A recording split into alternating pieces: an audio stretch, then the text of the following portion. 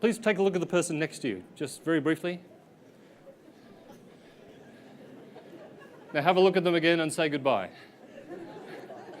Because you do all the work in our training sessions. I've got a session that I'm going to call Tom, and very high tech, you notice. Does anybody know what Tom stands for? You read the brochure? Trust, yeah. Trust and objectives and motivation. Now I'm going to ask you to do something really strange. Can you stand, please? I'd like you just to be in dead silence. I'd like you to think.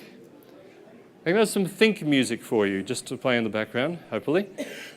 And I just want you to think, look at this person and think, what could I ask them to do that involve building enough trust, setting clear objectives, and offering them a motivational factor?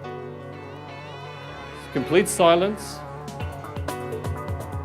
Just thinking for a second, complete silence. Look at them. Look at the person next to you if you paid attention back there. And you're going through the process that we all go through every day when we ask someone to do something for us.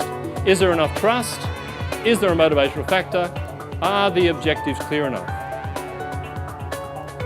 And thank you. Now I'm going to give you 1 minute each to ask the other person to do something for you.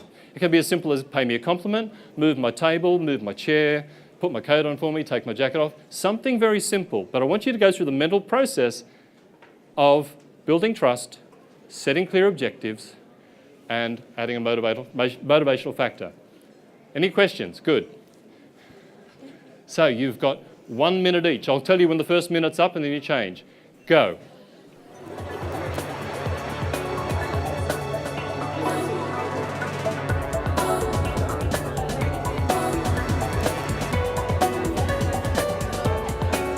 "30 seconds to go."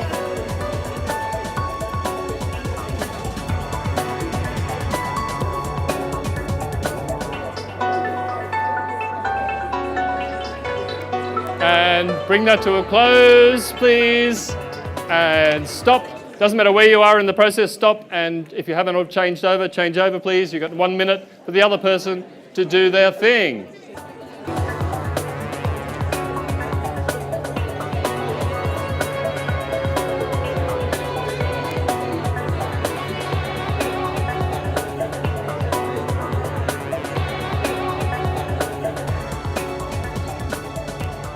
And stop, please. And tell me, just somebody, tell me briefly, 10 words or less, what happened.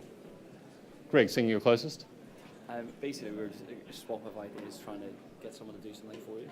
Okay, a swap of ideas. What can I ask this person to do? How much do they trust me? What motivational factors did you have to offer? Give me an example. What happened over here? We were relying on the other person to want to help us, actually. We were relying on the other person to want to help us. Is this always an effective way to run a business? Do you find that everybody just wants to turn up at work today to help Anita get a job done? Yeah? You have your own levels of trust. You have your own objectives. You have your own motivational factors. So what is going to motivate you? Who had to offer a bribe? Anybody? What happened over here? Oh, you know each other. That's even worse. Yeah, so what was the bribe? Coffee. That's mild, isn't it? Anybody else have a step up from coffee? Lunch. Hey, see, you lucked out over there. You could have gone for lunch. But what's the point?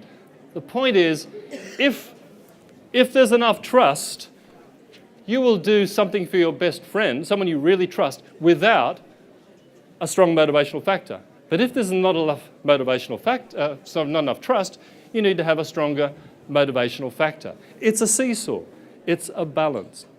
So in all your relationships, whether it's sales, whether it's leadership, and thank you, you can sit down, thank you. Whether it's leadership, whether you're a director of a company or whether you're working on the shop floor, Tom can help you get anything you want in your life, absolutely anything. And thank you for being a great audience and working with me. Cheers. Thank you.